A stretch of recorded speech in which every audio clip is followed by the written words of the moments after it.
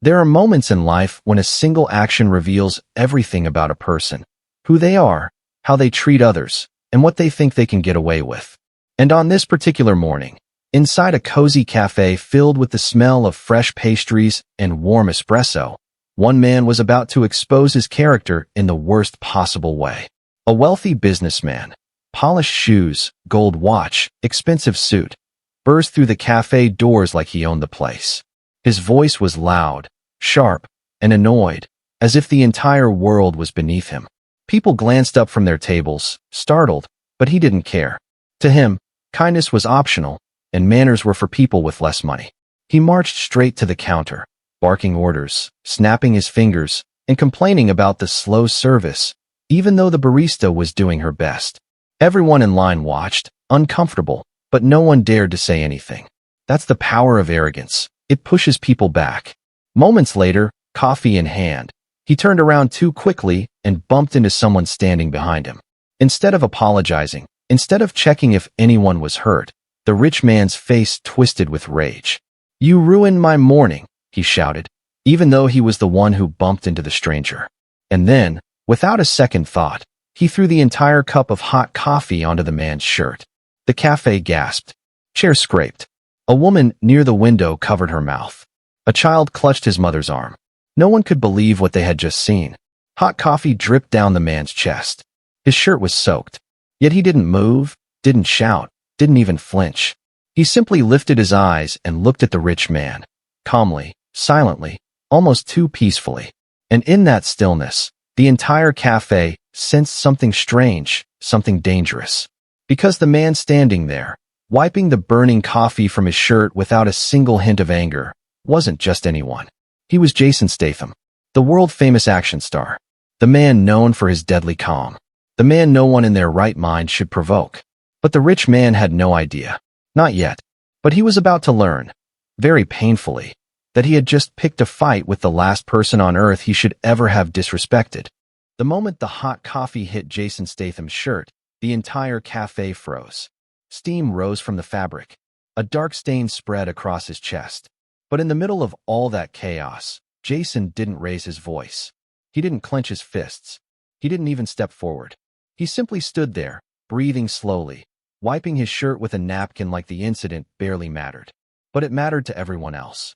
The barista stepped forward. Sir, are you okay?" she whispered, eyes wide with fear. For Jason, not the rich man. But Jason nodded gently, as if to signal he was perfectly fine. The rich man scoffed loudly. "What are you staring at?" It was his fault. He got in my way. Jason tilted his head slightly, not in anger, more in disbelief at the man's behavior. He looked at him the way a parent looks at a child throwing a tantrum. "You threw hot coffee on me," Jason said calmly. "You could have burned someone else too." The rich man laughed, a cold, arrogant laugh that echoed across the cafe. "I should have thrown 2 cups. People like you shouldn't be standing so close to important men." A quiet murmur rippled through the cafe. Some customers put their phones away, others took theirs out, recording discreetly. People shifted in their seats, waiting for Jason to react. Everyone knew who he was, everyone except the man screaming nonsense in front of him. Jason kept his posture relaxed, shoulders loose, hands down. "I don't want trouble," he said softly. "Let's just keep this peaceful." But peaceful wasn't something the rich man understood. He stepped closer. So close Jason could smell the bitterness of the expensive coffee on his breath. "You think you can lecture me?" he hissed. "Look at your shirt. Pathetic." Jason blinked slowly, almost amused. "You're upset. But throwing drinks at strangers isn't the way to solve things." "Oh, really?" The man raised his voice even louder. "Maybe I should throw another one to make the point clearer." People gasped. A couple by the door whispered hurriedly. "That's Jason Statham. Why is he doing this? Does that guy have a death wish?" But the rich man was too blinded by his own ego to notice anything. Jason breathed in deeply, staying calm. He wasn't the type to strike someone unless absolutely necessary. And right now, this was a test of patience, of restraint, of discipline. A test he had passed many times in far harsher situations. But the rich man kept escalating. He shoved Jason's shoulder. Hard. Jason didn't budge. It was like pushing a wall. "What's wrong with you?" the man barked. "Say something. Fight back if you're a man." Jason's voice remained steady. You don't want to go down that road. Oh yeah? And what are you going to do about it? Jason replied with a soft smile, one that carried warning instead of warmth. Walk away. That's the smartest thing you can do. But those words only triggered the man further. Smart? You're talking about smart to me. He laughed again, louder this time, as if performing for an invisible audience. Do you know who I am? Before Jason could answer, the man stepped even closer and jabbed a finger into his chest, right where the hot coffee stain was. You're nobody. Just another broke, plain shirt, nobody. Phones were definitely recording now. Even the barista whispered, someone should stop him. But nobody dared to move. The cafe had changed. The atmosphere was no longer light and warm. It was tight, heavy, waiting for the inevitable. The man leaned in. You think your little muscles can scare me? You think you're tough? You're nothing. Jason finally lifted his eyes and met the man's stare with a look so calm, so controlled, that it made half the people in the cafe shiver. I don't need to scare you, Jason said quietly. I just need you to understand that respect is a two-way street. Respect, the man shouted. People like you don't deserve. Hey, someone in the back suddenly called out. Leave him alone. The rich man spun around angrily. Mind your own business. But the cafe wasn't silent anymore. Another voice joined. He didn't do anything wrong. A third. You threw the coffee. And then a fourth. Apologize. The rich man looked around, realizing, for the first time, that the room wasn't supporting him. But instead of backing down, his pride clamped tighter. Oh, so now all of you want to play heroes, he growled. Fine. Watch closely. He turned back to Jason, drawing in a breath as if preparing to scream again. But Jason spoke first, this time firmly, not softly. Enough. One word. One quiet command. And the entire room fell silent. The rich man froze. Something in Jason's tone, controlled, authoritative, hit him harder than any punch ever could. Jason took a slow step forward. You've crossed the line, he said. And you know it. A bead of sweat trickled down the rich man's forehead. But still he tried to act tough. Oh yeah? And what are you going to do if I don't apologize? Jason shook his head lightly. That's not for me to decide. The rich man frowned. What do you mean? Jason glanced around at the phone still recording. The world is watching now. Before we continue, tell me, which country or city are you watching this story from? The cafe, moments ago a peaceful morning stop, now felt like a pressure cooker ready to explode. The air was thick with anticipation, nervous energy, and the shaky breaths of people who knew they were witnessing something far bigger than a spilled drink. And right in the middle of that storm stood Jason Statham, calm, steady, and impossibly composed. But outside the cafe window, something else was happening. Jason's fiancée, Rosie, and his children had just finished parking the car. They were supposed to meet him for breakfast. They stepped out of the vehicle laughing softly, until they noticed the crowd gathering behind the glass. Rosie frowned, squinting.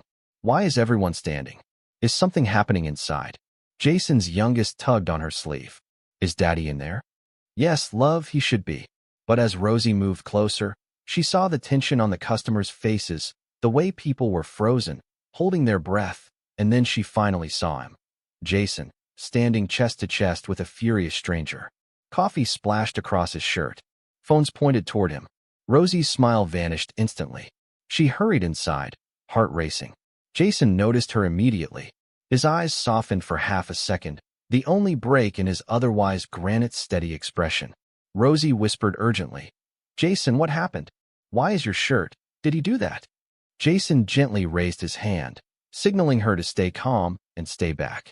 He didn't want his family to get involved, and he definitely didn't want his kids to see him lose his temper. But the rich man, blinded by his arrogance, mistook the moment.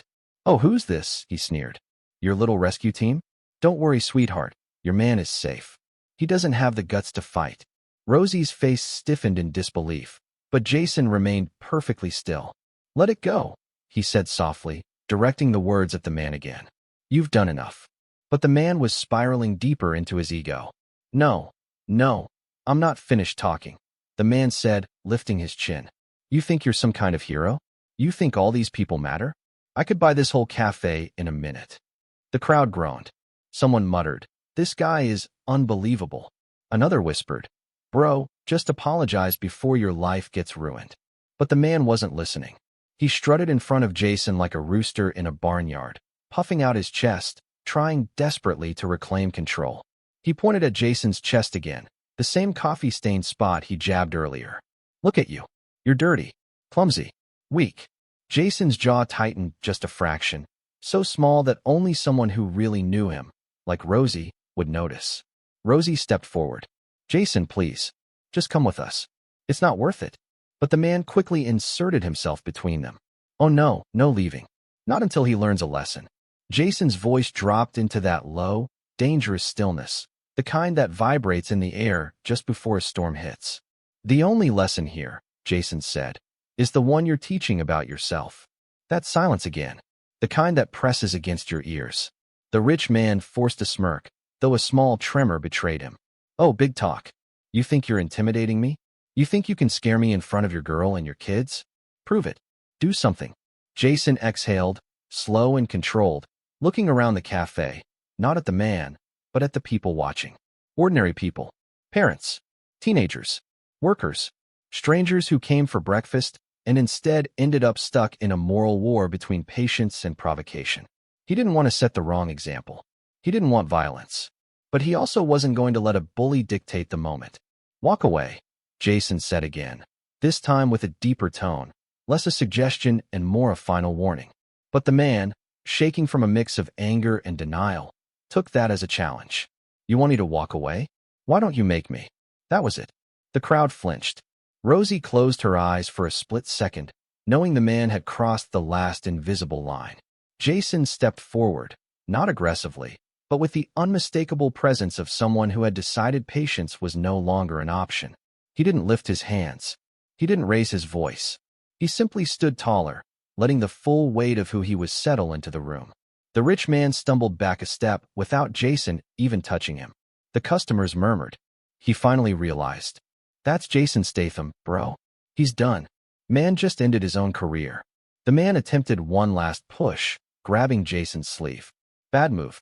Jason effortlessly removed the man's hand from his arm, not by force, but by skill. Gentle, precise, like someone who had trained his entire life in control. The rich man looked startled. His face lost color. "What? How did you?" Jason leaned slightly closer. "This is your last chance." The man swallowed hard, his bravado cracking under the pressure of Jason's aura alone. But before he could respond, someone from the back shouted, "Just wait until he finds out who he's messing with." The man froze. For the first time, he sensed something was very, very wrong. "Quick question before we continue. Have you ever seen someone try to bully the wrong person? Tell me what happened in the comments." The cafe felt different now. The mood had shifted, tilted sharply, like gravity itself had changed direction. The arrogant rich man, who had swaggered so confidently moments earlier, suddenly stood face to face with an invisible truth he couldn't yet understand. His eyes darted around, unsettled by the murmurs growing louder behind him. He took a shaky step back. Why are you all staring at me like that?" he snapped, though his voice lacked the venom it had before. But no one answered him, because something else was happening. A quiet ripple went through the crowd, starting with the teenager holding his phone near the pastry counter. Wait a second," he whispered, squinting at his screen, then at Jason. "Is that looks like?" His friend leaned in. "Bro, that is him." A gasp spread through the room like a spark racing across dry wood. A woman with shopping bags clutched her chest. "Oh my goodness. Jason Statham." The elderly man by the window adjusted his glasses with trembling fingers. "That's the actor. The action star. The one from the transporter. The Meg." A middle-aged man stepped forward, whispering. "I knew he looked familiar, but I didn't think." He stopped mid-sentence, staring at Jason with a newfound mixture of awe and caution. The arrogant man blinked. What are you all talking about? Who the hell is he?" No one answered him directly, but everyone kept whispering. "That guy messed with the wrong person. He threw hot coffee at Jason Statham. Oh, he's done. He's absolutely done. Wait until he finds out." Phones were now held higher. Cameras zoomed closer. The rich man felt the eyes stacking against him like a wall. Annoyed, he shouted again. "Someone tell me what's going on." The teenager finally said it out loud. "You idiot, that's Jason Statham." The cafe went silent for one heavy, echoing heartbeat. The rich man's expression faltered. A tiny crack in the armor. Then he laughed, shaky, too loud, too forced. What? Jason Statham? No. No, he's just some guy. He's not him. Rosie raised an eyebrow. You should look again. Jason stood there in his coffee-soaked shirt, calm and grounded, watching the man slowly unravel. He hadn't said a word yet, but he didn't need to. His presence was enough. The rich man darted his eyes across the cafe, searching for anyone who would confirm his denial, but he saw nothing but nods, stares, and recording phones. The teenager spoke again, more confidently this time. That's him all right. The real one. And you threw hot coffee on him, someone added. Then you shoved him and insulted his family. The rich man's throat tightened. No, that can't be. Jason Statham wouldn't be standing in a cafe like. Jason raised an eyebrow. People like me also need breakfast. The whole cafe chuckled nervously. The rich man did not. He swallowed hard, staring at Jason like he was looking at a ghost. You're actually him? He stammered. Jason shrugged lightly. Last time I checked. The rich man's jaw hung open. His hands shook. A drop of sweat slid down his forehead, and suddenly the expensive suit that once made him look powerful now clung to him like a costume. Fake, flimsy, and embarrassingly small. But why didn't you? I mean, the coffee and I didn't know. Jason stepped forward, slow enough to make the man's knees buckle beneath him. He didn't threaten. He didn't glare. He didn't raise a fist. He just existed, and that was enough to make the arrogant man crumble internally. Jason spoke with a calmness that felt heavier than anger. You should treat people with respect, he said. Not because you know who they are, but because you don't. The words hit harder than any punch could have. What kind of person throws hot coffee on a stranger? Jason continued. What kind of person screams at employees? What kind of person thinks being rude makes them powerful? The man winced like each sentence was a knife. I didn't know, it was a mistake.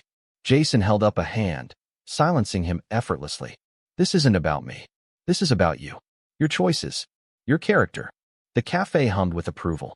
Someone from the back whispered, this is better than any movie he's ever made. The rich man's face turned red, then pale, then red again as he tried to scramble for dignity. He straightened his jacket, cleared his throat, tried to regain that old arrogance. But it didn't fit him anymore. Okay, maybe I overreacted, he said with a shaky laugh. It was just a little coffee, no big deal. Let's just forget it, Anne. Jason took one more step. The man's voice died instantly. You burned me, Jason said quietly. In front of my family. Rosie placed a gentle hand on Jason's arm. She didn't want him to be angry. She wanted him to be understood. Jason softened slightly, but his eyes remained locked on the trembling man. You don't have to fear me, Jason said. But you should fear the person you were becoming. The crowd exhaled softly, awed, impressed, and moved. The rich man dropped his gaze to the floor, defeated. Jason stepped back, giving him space. Not because the man deserved it, but because Jason believed dignity wasn't something you took away from others, even if they had none left. But the world wasn't done with that arrogant man yet, because the cafe door suddenly opened, and in walked two police officers, one of whom recognized Jason instantly. What happened next would change everything. The cafe door swung open with a sharp ding, slicing through the heavy silence inside. Two police officers stepped in, one older, broad-shouldered, calm-eyed, the other younger, stiff in posture, eager but unsure. They had been called because someone outside reported a possible altercation inside the cafe. Everyone parted like waves around them. The officers scanned the room quickly. The younger one asked, "Is there a problem here?" The rich man instantly tried to snatch back control of the situation, like a drowning man grabbing at anything that floated. "Officers." "Yes." "Finally," he shouted dramatically. "Arrest him. He tried to attack me." Half the cafe groaned. A woman muttered, "Oh, give me a break." The teenager whispered, "He still doesn't get it." Jason didn't move. He simply stood there, a monument of calm, watching the desperate performance unfold. The older officer, Officer Ramirez, stepped forward. "Sir," he asked the rich man, "can you tell me exactly what happened?" "Oh, absolutely," the man said eagerly, almost too eagerly. "This thug, this nobody, tried to start a fight with me. I barely defended myself." Jason blinked slowly, unimpressed. People all around lifted their phones higher, recording everything. Officer Ramirez scanned the room again, observant, sharp. He had seen many incidents before: angry men, real danger, fake victims. His instincts were rarely wrong. And right now, his instincts were ringing like alarm bells. He glanced at Jason, really looked at him. His posture, his stillness, his control. Then a flicker of recognition crossed the officer's eyes. "Wait," he murmured. "Is that?" The rich man cut in quickly. "Yes, yes, officer. Don't listen to him. Don't fall for his act. He threw himself in my way and—" The younger officer interrupted. "Sir, why is his shirt covered in coffee?" The rich man stuttered. "Well, he got too close. It was an accident." "Oh really?" someone shouted. "You threw the cup at him.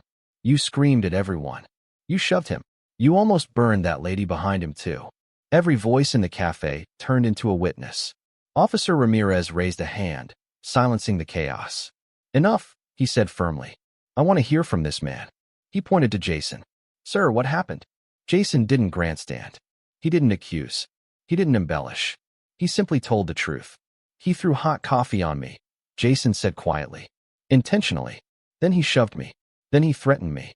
The cafe hummed in agreement. But the rich man scoffed. "Oh please. You're just twisting things. You think they're going to believe you over me? I'm a valued businessman in this community." Officer Ramirez raised his eyebrows. "Valued or not, sir, that doesn't give you the right to assault someone." The rich man's bravado wavered again. Then the moment came. The officer finally recognized Jason fully. "Wait," Ramirez said slowly, eyes widening. "I know you." He paused. "You're Jason Statham." The cafe erupted in relieved agreement. "Yes. Finally. Thank you. Tell him again." The rich man's face drained of color. The younger officer turned to his partner. "The actor." Ramirez nodded. "The actor. And a trained martial artist." He looked Jason over respectfully. "And a man known for keeping his cool when others wouldn't." The rich man panicked. No, no, no, come on. That can't be him. He wouldn't just be standing in a place like." "Like what?" Jason asked softly. The man swallowed hard. The older officer stepped closer to the rich man. "I saw the videos people are recording," he said. "Multiple angles. They all show you throwing the coffee." The rich man gulped. That's taken out of context." Jason glanced around, calm as ever. "No context makes it right," he said. Rosie watched, relief mixing with quiet pride. Jason wasn't just handling the situation. He was teaching a lesson without ever raising his fists. Officer Ramirez turned to Jason. "Sir, do you want to press charges?" The cafe went silent. Everyone watched Jason, waiting, holding their breath, wondering what choice he'd make. Jason looked at the rich man, the trembling hands, the shaky breathing, the cracking arrogance that was about to collapse into humiliation. Then he looked at the crowd, at the kids watching, at his own children watching, at Rosie, whose hand rested gently over her heart. Jason inhaled deeply. "No," he said. The entire room gasped softly. Jason continued, steady and strong. "I'm not here to ruin anyone's life. I'm here to show my kids what strength really is. And it's not about hitting back. It's about staying in control when someone else loses it." The rich man stared at him, confused, ashamed, trembling. Officer Ramirez nodded respectfully. "I understand. But we can't just ignore the incident. Sir," he turned to the rich man. "You'll need to come with us to answer some questions." "What?" "No. No, please. I can explain. I didn't mean for throwing hot liquid on someone." "Yes, you will," Ramirez said. The younger officer added, "You're lucky he's not pressing charges." The rich man collapsed inward, his voice barely a whisper now. "I didn't know. I didn't know who he was." Jason shook his head gently. "That's the problem," he said. "Respect shouldn't depend on knowing someone's name." A wave of emotion washed through the cafe. Soft claps began, then louder ones. Then the whole room applauded, not for violence, not for revenge, but for dignity. Jason nodded humbly, then reached for Rosie's hand. But the rich man wasn't finished learning his lesson, because as the officers guided him toward the door, someone outside recognized him from the videos too. And suddenly, the story went from a cafe incident to a worldwide viral moment. The hospital waiting room felt strangely quiet after everything that had happened. The fluorescent lights hummed softly overhead, and the faint smell of antiseptic hung in the air. Jason sat in one of the plastic chairs, elbows resting on his knees, hands clasped loosely together. Despite his calm posture, his eyes stayed fixed on the hallway where the police officer had taken the rich man, Daniel, away just minutes earlier. People in the waiting room whispered among themselves. Some recognized Jason.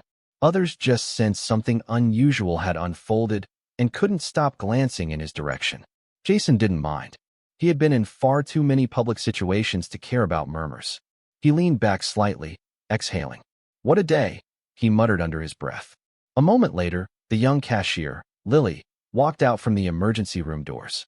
She had a small bandage on her forehead, but she was walking on her own, looking far better than when she had collapsed in Jason's arms. Jason immediately stood. "You all right?" She nodded, smiling gently. "Yeah. The doctor said I fainted mostly from stress and lack of food. They gave me 4 fluids and some rest. I'm okay now." "That's good to hear," he said, genuinely relieved. There was a pause. Then Lily took a small breath. I heard what happened. The officers told me. Did he really try to confront you again? Even after everything?" Jason tilted his head with a short, dry laugh. "Some people need a little extra convincing before they understand right from wrong." Lily's shoulders relaxed a bit. "Thank you. You didn't have to step in. Most people look away when they see someone get treated badly. But you didn't." Jason offered a small smile. "I just did what anyone should do." He could see tears forming in her eyes, so he gently waved a hand. "Hey, don't cry. You made it through. That's what matters." But Lily shook her head. "No, I'm not crying because I'm sad. I'm just grateful."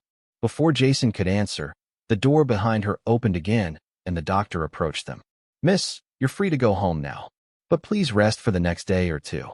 Your body needs recovery." Lily nodded politely. Jason stood by her side, noticing how tired she still looked. "Do you have someone to take you home?" She hesitated for a moment. "My mother is working the evening shift. I was just going to take the bus." Jason frowned slightly. "You shouldn't be taking a bus right after fainting. Come on, I'll drive you." She blinked in surprise. "Oh, no, that's too much. You've already helped me so much today." "It's not too much," he said calmly. "Let me make sure you get home safe." After a moment of shyness, she nodded softly. "Okay, if you're sure." They walked outside into the cool night. Streetlights cast long shadows across the parking lot, and the air felt fresh after hours spent inside the hospital. Jason unlocked his car, and Lily stepped in, still a bit dazed but clearly feeling safer. As he began driving, he glanced at her. "So what part of the city do you live in?" "Riverside Apartments," she replied. "It's not far." Jason nodded. For a while, the road was quiet. Then Lily suddenly said, "Can I ask you something?" "Sure." "Back there, when the rich man poured coffee on you, you stayed calm. And when he insulted me, you stepped forward like you'd seen it 1,000 times. Why? What made you react like that?" Jason kept his eyes on the road. "I've seen people with power misuse it. Too many times. I don't care how much money someone has. No one gets to walk around humiliating people." Lily listened carefully. "And as for staying calm," Jason continued, "losing your temper only gives the other person control. Staying steady, that's how you win." Lily smiled softly. "You sound like someone who's lived through a lot." Jason gave a small, humble shrug. "Something like that." As they approached her apartment building, Lily suddenly reached for her bag. I want you to have this." She pulled out a small handcrafted bracelet, simple, woven threads with tiny wooden beads. "I made it myself. It's nothing fancy, but it's the only way I can say thank you." Jason looked at it, then at her. "You sure?" She nodded earnestly. "Yes, please." Jason took the bracelet gently. "Then I'll keep it." But that wasn't the end. As she stepped out of the car, she turned back. "Jason, people like you make the world feel less scary." Then she added shyly, "If you ever come to the cafe again, I'll make you a fresh cup of coffee. On the house. Promise." He chuckled. "Just make sure it's not thrown on me this time." She laughed, a real, relieved laugh, and waved as she walked toward her building. Jason watched her go. The streetlights gave the evening a quiet glow. The city felt different, calmer, almost peaceful. Once she disappeared through the entrance, Jason rested his hands on the steering wheel and exhaled deeply. Another day, another battle, another person safe. He looked at the bracelet one more time, placed it on his wrist, and started the engine. Jason drove through the quiet evening streets, the city lights flickering like distant stars across the windshield. The bracelet Lily had given him rested around his wrist, its simple beads warm against his skin. He glanced at it once more, the corners of his mouth lifting into a faint smile. It wasn't expensive. It wasn't grand. But somehow, it carried more meaning than anything money could buy. As he turned onto the main road, his phone buzzed.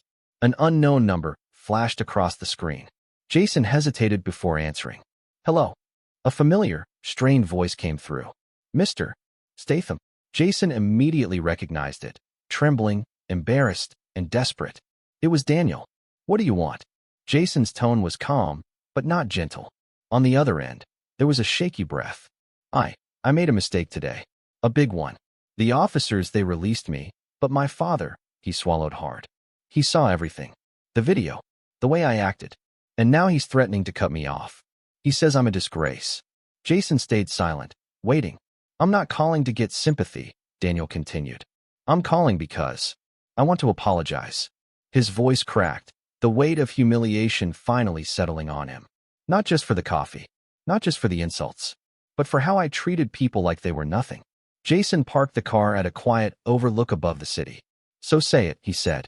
There was a pause, long enough for the city's wind to hum through Jason's open window. I'm sorry, Daniel said. I'm truly, honestly sorry. Jason closed his eyes for a moment. He'd heard apologies before. Some real, some fake. But this one came from a man who had been broken down, ego shattered, pride stripped away. All right, Jason finally said. Now the real question is, what are you going to do differently? The silence on the line was longer this time, heavier. I want to fix things, Daniel said quietly. I want to make it right. I want to apologize to the girl, to everyone I insulted. I don't want to be that person anymore. Jason opened his eyes, looking at the city lights below. Then start there. Actions change people, not words. Daniel exhaled shakily. Thank you. You didn't just teach me a lesson. You gave me a chance to be better. Jason didn't respond. He simply ended the call. For a moment, the night felt still. But then, something unexpected happened.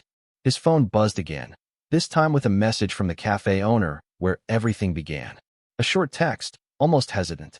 I saw the footage. If you're free tomorrow, I want to rename the cafe after someone who deserves it. Jason blinked. After who?